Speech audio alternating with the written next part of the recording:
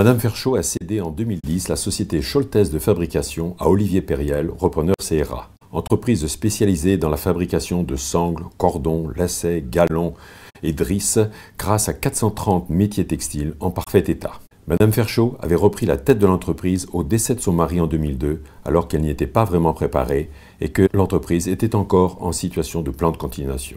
J'étais commerçante et j'ai donc appris un petit peu à venir à la Scholtès pour créer certains articles bien spécifiques pour des clients qui recherchaient des modèles comme des ceintures de cuir ou des ceintures en lacets cirés.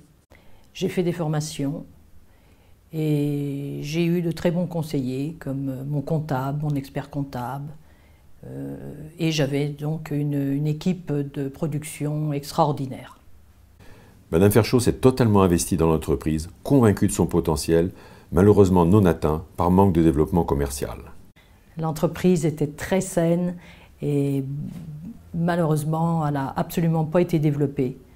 Tout le savoir-faire des employés et les métiers qui étaient très modernes. 432 métiers. Dans le textile, c'est beau. Tout était en place pour ça et on pouvait énormément développer.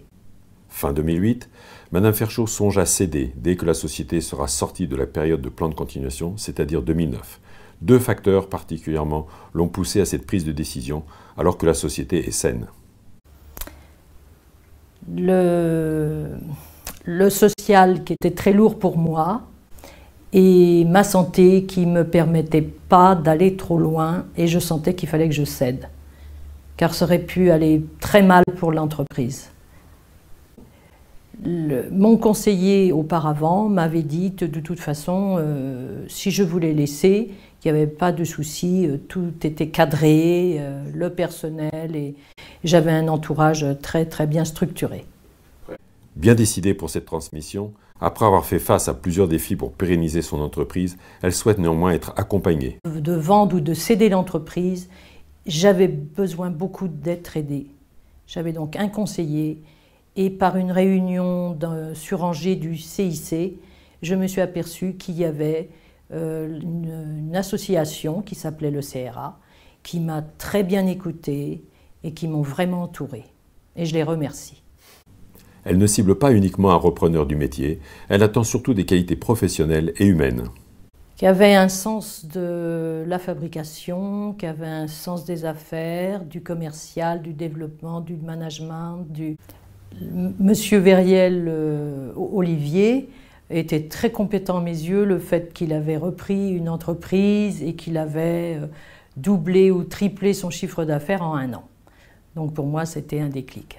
Par rapport à l'autre personne qui m'en offrait beaucoup plus, je n'ai pas hésité. Il était vraiment sincère et sur le terrain, je le voyais très bien. Mes choix, puisque c'était vraiment une société qui était sur la création, qui était liée à la mode et qui fabriquait. Il y avait une vraie unité de production, beaucoup de machines, il y en a 400. Une vraie problématique de flux aussi, puisqu'il faut produire rapidement avec un stock à gérer, il y a un gros stock de fils. Et tout ça correspondait vraiment à mes attentes. Le contrat de confiance étant établi avec le repreneur, elle laisse volontairement intervenir son conseiller juridique pour régler des points de négociation délicats. Alors mon conseil était quelquefois malheureusement en froid avec le repreneur, car ça ne se passait pas toujours très bien. Mais moi j'étais un peu neutre, enfin en retrait forcément. Oui, le CRA était très confiant et j'étais très rassurée quand j'étais en compagnie du CRA. Ainsi, elle a su préserver, et de façon durable, de très bonnes relations avec son repreneur, qui lui a considérablement développé son entreprise grâce à la croissance de l'exportation. Depuis 2010, nous nous voyons régulièrement et aujourd'hui en 2015, on est toujours en très bons termes. En 2009, quand j'ai laissé, on était à 27% et je crois qu'aujourd'hui on est à 57, voire plus en pourcentage. Donc.